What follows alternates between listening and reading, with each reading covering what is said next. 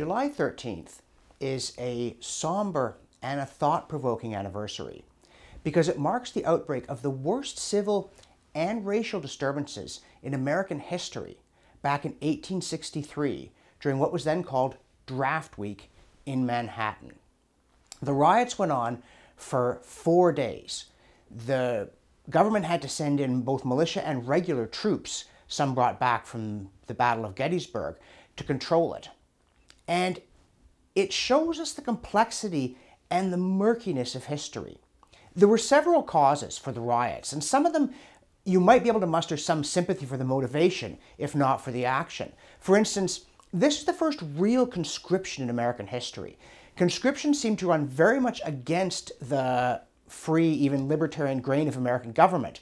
Both sides in the Civil War had to resort to it because they had stumbled into modern warfare that was so intensive of material and of human life.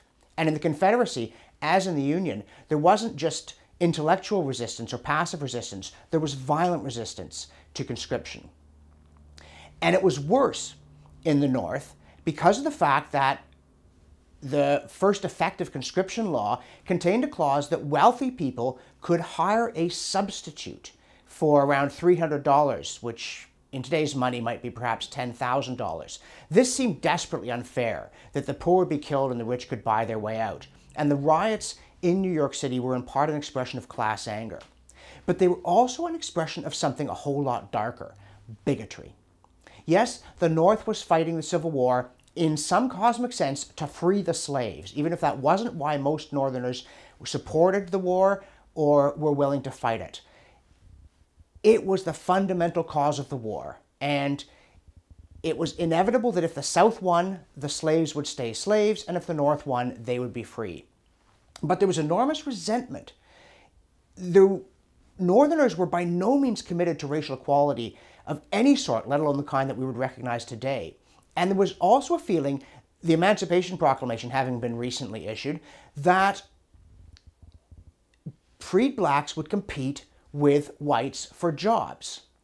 And there was a religious tinge as well. The rioters in this case were primarily ethnic Irish. They were primarily Catholics. Mobs, hundreds strong, roamed through the streets. They lynched blacks. About 2,000 people were injured in the course of it. They also attacked Protestant churches. And in a crowning, dismal touch, they burned down an orphanage for black kids. People often will look at our past and say, oh no, it wasn't that great, you set up a hero, we'll knock him down. And it's true that many of the people we admire did have failings. Some of them specific to their time, though not necessarily excused on that basis. Others endemic to the human condition. Others simply part of their character. And it would be foolish to assert that anyone anywhere was free of original sin. But it's also true that even when we look back at something and say it produced a good result, it was a noble cause, there will be a lot that's not right about it. And that doesn't mean we should give up. It doesn't mean we should conclude that our civilization is a fraud, that human decency is impossible to attain. We should remember at all times, though, that it's hard. And when we look back at something like the Union effort in the Civil War and see this much bigotry and these terrible riots that raged for mostly the worst imaginable reasons from July 13th to July 16th, back in 1863, I think we should be inspired to examine our own behavior. We think we're better than people in the past because we don't make some of the mistakes we can see them making.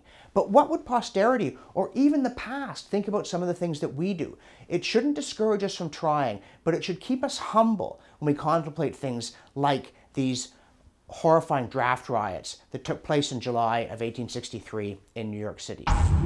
If you're enjoying these commentaries, please visit my website, that's johnrobson.ca, and make a contribution to sustain my work. And also, of course, keep watching and subscribing to The Rebel for the news and opinion you just won't get anywhere else.